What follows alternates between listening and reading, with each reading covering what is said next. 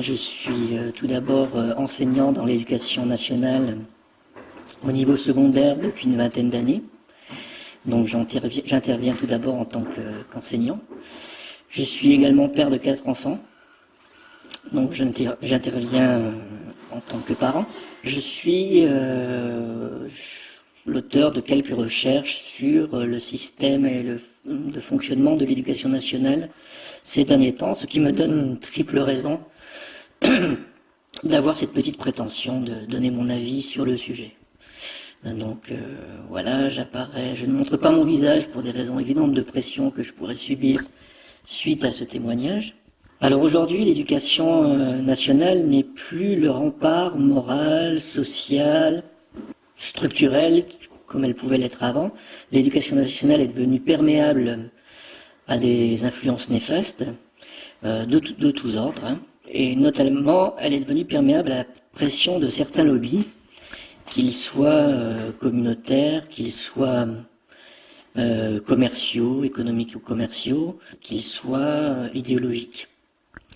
Donc il n'est pas du tout étonnant que l'application de la théorie du genre soit envisagée aujourd'hui à l'école, puisque aujourd'hui l'école ne protège plus, n'est plus protectrice. Elle expose les enfants, les parents, les professeurs aussi, à des directives qui viennent de beaucoup plus haut. On sait très bien que le monde libéral, je dis libéral dans le sens le plus vil du terme, a détruit petit à petit tout ce qui était un peu transcendant ou qui avait une valeur morale loin des intérêts terre-à-terre du monde libéral. La foi, par exemple, a été très mise à mal, l'attachement à son pays, la religion en général, aujourd'hui la famille, les enfants. Donc tout ce qui est plus ou moins sacré, entre guillemets, est régulièrement mis à l'épreuve pour laisser libre cours aux instincts les plus vils du libéralisme moderne.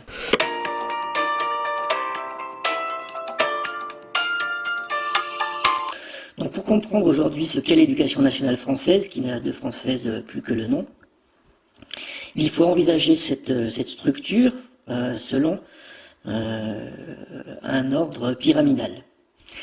En bas de cette pyramide se trouve l'essentiel des personnes concernées, on va dire 99% des gens qui composent cette pyramide, et qui sont les enfants, les parents, les professeurs, documentalistes, les principaux concernés par les enjeux scolaires. On va dire qu'au bas de cette pyramide se trouve le peuple français.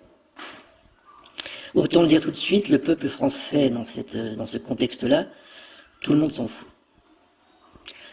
Les voix des élèves, des enseignants ou des parents ne comptent absolument pas pour ceux qui sont en haut de cette pyramide. Et quand je dis que tout le monde s'en fout, je le dis sans retenue et sans équivoque, puisqu'il suffit de regarder des textes très explicites qui ont été publiés à ce sujet. Donc les gens qui œuvrent dans ce sens-là, dans la destruction de l'école, ne se cachent plus aujourd'hui. Ils le disent dans des textes qui sont très durs à lire pour pas que les gens les lisent, mais ils le disent quand même. Il suffit de savoir déchiffrer un peu pour savoir que le projet, sans être complotiste, est vraiment la destruction, on va dire, de l'outil qu'on appelle aujourd'hui l'école ou l'enseignement à l'éducation nationale. Au-dessus de cette masse de gens qui n'est absolument pas prise en compte, il y a un personnel de l'éducation nationale qui est là pour appliquer, surveiller, défendre, les recteurs, les inspecteurs d'académie, les principaux adjoints. Voilà, ce sont des gens qui appliquent des mesures qui leur viennent d'en haut. Parmi ces gens, il y a des gens très compétents, comme parmi les professeurs. Il y a aussi des gens très incompétents ou feignants, comme parmi les professeurs. Mais comme je dis, il y en a qui tiennent vraiment la route. Donc ceux-là ont une tâche d'application. Au-dessus de ce personnel éducatif, la structure éducative, se trouve le ministre de l'Éducation nationale, qui aujourd'hui est une marionnette, on va dire, qui s'agite beaucoup, mais qui n'a plus la main mise sur beaucoup de choses. Il s'occupe des affaires courantes, on va dire, mais ne prend plus aucune décision. et il nourrit son vide de profession, son vide professionnel par des mesures comme celle de l'application de la théorie du genre à l'école pour exister d'une certaine façon. Un peu comme le gouvernement socialiste a abandonné la question de l'économie et du social parce qu'il n'est pas capable de le faire, il l'a remplacé par des éléments sociétaux comme le mariage gay, l'adoption, etc., l'antiracisme, enfin que des choses qui lui permettent de combler son incapacité à régler les problèmes économiques et sociaux. Donc là, pour l'éducation, c'est un peu pareil. La marionnette qu'est le ministre de l'Éducation comble son vide par des décisions sociétales qui le font exister un peu. Alors au-dessus de ce ministre de l'Éducation nationale, il y a évidemment le président de la République qui lui ne parle jamais d'éducation, c'est assez étrange, ou alors pendant les périodes électorales, mais c'est très très rare, donc lui ne s'occupe pas de ça, apparemment c'est pas un sujet qui le passionne beaucoup, même si ses électeurs, même si les professeurs constituaient un fonds électoral non négligeable pour lui. Enfin, s'il n'y a pas que ce président, hein, tous les autres présidents faisaient pareil avant. Et alors, ce qui est plus intéressant, c'est ce qui se passe en haut de cette pyramide. Alors, aujourd'hui, l'enseignement européen est chapeauté par une commission, par une commissaire de l'éducation, qui est inconnue de tout le monde, et qui n'est pas élue, donc elle n'a pas été désignée démocratiquement. Son rôle est de chapeauter donc les éducations européennes, elle convoque les ministres, elle les surveille pour voir s'ils respectent bien les consignes, elle les punit, elle les dispute, un peu comme des enfants. Enfin bref, elle veille à ce que les directives européennes soient bien appliquées dans tous les pays membres. Ce qui, entre parenthèses, est illégal, même selon les textes européens, puisque selon le TUFE, il y a 3 compétences européennes, les compétences exclusives, les compétences mixtes et les compétences d'appui. L'éducation fait partie des compétences d'appui, c'est-à-dire que normalement l'Union européenne n'est là que pour conseiller les ministres. Or, le rôle de cette commissaire va bien plus au-delà, puisque comme je vous le disais, elle les surveille, les punit, gratifie ceux qui suivent bien, ceux qui font du zèle. Voilà, elle n'hésite pas à réprimander publiquement ceux qui traînent un peu la patte, voire même à suggérer des coupes dans les subventions pour les États qui n'obéissent pas bien. Donc déjà, c'est illégal, mais ils le font quand même. De toute façon, on a bien compris qu'on n'était pas dans un système démocratique et légal. Donc voilà, la commissaire actuelle, alors elle change très souvent, de toute façon personne ne les connaît, donc peu importe. La commissaire actuelle s'appelle Wassilou, je crois. C'est une chypriote, c'est la femme du président de la Banque de Chypre. Elle a été formée donc en Angleterre aux techniques juridiques et commerciales. Elle a travaillé pour une banque qui s'appelle la Chartered Company, qui a pour activité, on va dire, sans détourner les mots, de profiter des richesses africaines et asiatiques pour le plus grand profit, on va dire, de l'élite anglo-saxonne, financière anglo-saxonne. Donc voilà, elle a ce parcours-là, donc elle n'y connaît absolument rien en éducation, elle a une formation de juriste et une formation commerciale, elle a travaillé dans le système bancaire, et elle se retrouve à la tête d'une commission qui gère les éducations nationales européennes. Donc déjà là il y a un problème. Cette pyramide n'est pas finie, puisque tout en haut de cette pyramide se trouve un groupe de pression, des groupes de pression qui sont connus ou moins connus, et qui, comme le nom l'indique, font pression sur cette commissaire pour appliquer des directives selon leurs besoins. Alors l'un des plus connus, c'est l'OCDE. Voilà, c'est un groupe de pression qui considère, par exemple, que pour faire tourner l'économie d'un pays, on n'a besoin que de 7% de la population, et que les autres ne constitueront, selon ces mots, ne constitueront jamais une main-d'œuvre rentable, et donc voilà, finalement c'est pas trop la peine de s'en occuper, d'essayer de les amener à l'épanouissement intellectuel, culturel et à l'affirmation de soi, mais plutôt de les maintenir dans un système d'assistanat où ils ne seront pas dangereux, où on leur apprendra plus ou moins à devenir une main-d'œuvre nomade, manipulable et apatride. Donc tout ça, ce sont des textes qui sont sur Internet, hein. Il suffit de lire les rapports de l'OCDE. C'est dit noir sur blanc. Autre groupe de pression, on peut aussi mentionner la table ronde européenne, qui là est très impliquée dans ces affaires-là. Alors c'est un groupe moins connu qui réunit les 47 plus grandes entreprises, les 47 chefs des plus grandes entreprises européennes, Volvo, Petrofina, Total, et qui interviennent, qui se réunissent, et puis dans des commissions, dont la commission éducation, ils se réunissent et selon leurs intérêts, essayent d'obliger la commissaire à suivre certaines directives. Voilà. Le slogan de la table ronde européenne, de la commission d'éducation, est « L'éducation doit être considérée comme un service rendu au monde économique ». Voilà. Donc voilà quelle est la conception de la commission d'éducation de cette table ronde européenne. Pour illustration, alors il y a quelques années de cela, le président de la commission d'éducation de l'ERT, la table ronde européenne, était Patrick de Cornelis, je crois qu'il s'appelait, un Français, qui était PDG de Petrofina. Donc on se demande ce qu'il peut y connaître en éducation. Donc voilà, donc la séquence en sens inverse, c'est groupe de pression, commissaire à l'éducation européenne, président de la République, ministre de l'éducation, personnel éducatif, et tout en bas, donc l'ensemble des parents, des enfants, des professeurs, dont on se fout complètement dans un système comme ça. Mais on s'en fout complètement. Complètement.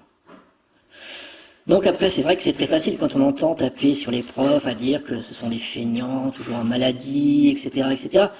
Je dis pas qu'il n'y a pas des gens comme ça dans tous les groupes, il y a des brebis galeuses, et des gens qui font pas leur métier. Maintenant, moi, je connais des profs qui font très bien leur métier, qui ont la vocation, et qui, si le système éducatif tient encore, c'est sûrement grâce à des gens responsables qui font leur métier honnêtement. Je dis pas que c'est le cas de tout le monde. Il y a des professeurs incompétents, feignants, etc., etc., des principaux aussi. Mais il y en a aussi qui font le boulot, et la chose tient encore grâce à leur bonne volonté, leur professionnalisme. Mais c'est très facile de taper sur les profs et d'ignorer tout le reste de cette pyramide qui a rendu perméable l'éducation nationale face à un État qui n'est plus souverain, qui n'est plus fort et qui a laissé rentrer dans son école des gens aux intentions communautaires, commerciales, idéologiques, et expose nos enfants qui ne sont plus protégés de cela. Je vais vous donner le cas d'un professeur de philosophie qui s'appelle Olivier Bersou et qui est donc professeur de philosophie au lycée Jérémie Delarue à Charlieu, dans la Loire.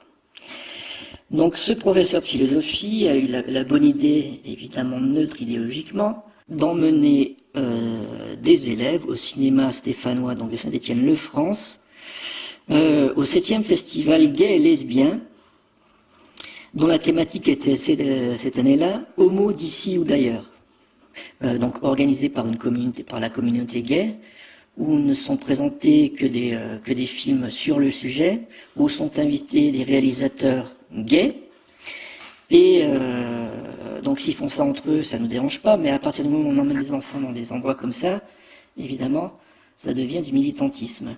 D'autant plus qu'après cette séance de cinéma, il a organisé des séances de travail dans son lycée, en compagnie de 2 professionnels du cinéma, qui s'appellent Christophe Honoré et Gaël Moret, qui sont également gays, et qui sont auteurs du film Le Clan, où on voit donc des hommes dans une ambiance de complicité physique, on va dire. Donc ils ont travaillé avec les élèves pendant plusieurs semaines. Sur la plaquette de présentation de cet atelier mis en ligne sur Internet, on peut dire « En outre, sans les y contraindre », donc là c'est le professeur qui parle des élèves, « sans les y contraindre, Ce sujet peut amener des élèves dans un festival de cinéma gay et lesbien à oser affronter la question de l'orientation sexuelle. Et de terminer, il faut dire que je ne les avais pas choisis tout à fait par hasard et que je les connaissais déjà bien. 2 d'entre eux ont fait leur coming out en rédigeant le scénario. Tu sais, je suis catholique. Ouais. Et ben quand je pisse, c'est comme si je me confessais. Ah ouais? Ouais. Je me sens bien. Je me sens léger. Ah bah c'est cool. C'est comme si mon âme était libérée d'un grand poids. Ah ouais, je vois. La seule différence, c'est que quand je pisse, ben je ne me vois pas réciter 30 fois le Je vous salue Marie. Il y a des ouvrages consacrés sur le système éducatif qui devraient être obligatoires à lire pour tous les professeurs et même pour les parents. J'invite tout le monde à lire L'enseignement de l'ignorance, par exemple, de Michéa, où tout est résumé en 100 pages. Vous verrez que l'éducation nationale, le système d'éducation nationale n'est aujourd'hui plus rien de solide en tout cas. Et Michéa le détaille très bien et analyse très bien pourquoi.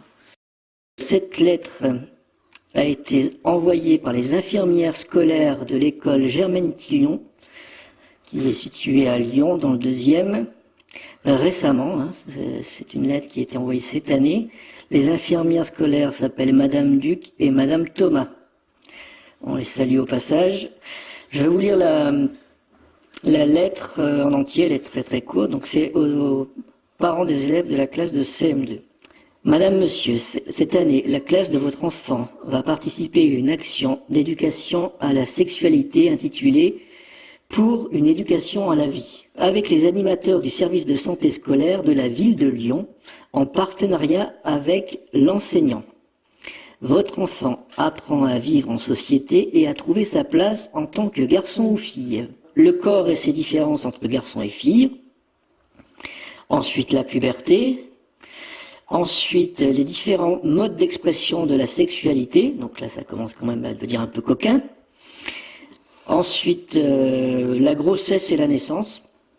Et enfin, les dimensions sociales de la sexualité, entre parenthèses, normes, valeurs et lois. Donc voilà un exemple typique de lettre qui nous a été envoyé par un parent d'ailleurs, qui s'inquiète et qui a bien raison, où on apprend à des élèves donc, qui ont une dizaine d'années les dimensions sociales de la sexualité avec les rôles des normes, hein, entre normes et genre il n'y a qu'un pas, des valeurs et des lois, toujours ce poids lobbyiste, communautaire, des lois pour avoir les mêmes droits que... Donc là on a donné 2 exemples, à la fois en classe de CM2 et en classe de terminale, pour essayer d'ouvrir une grande parenthèse, mais les exemples sont très nombreux. Il est totalement inadmissible et irresponsable et traître de la part de responsables politiques de dire aujourd'hui que la théorie du genre n'existe pas et n'a pas à vocation, selon eux, à être enseignée dans l'éducation nationale française, qui est, comme on l'a vu, totalement soumise aujourd'hui aux diktats des lois de la Commission européenne et des lobbies qui font pression sur elle, nos présidents et ministres n'étant que les exécutants de ce diktat, qui sont là pour faire passer la pilule et servir de relais aux instincts lobbyistes les plus vils.